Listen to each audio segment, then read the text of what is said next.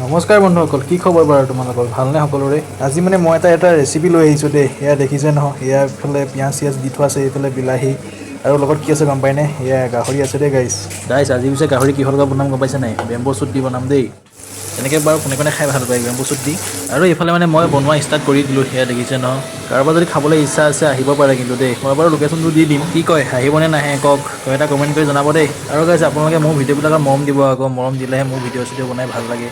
চ' সকলোৱে মৰম দিব বুলি আশা ৰাখিলোঁ দেই।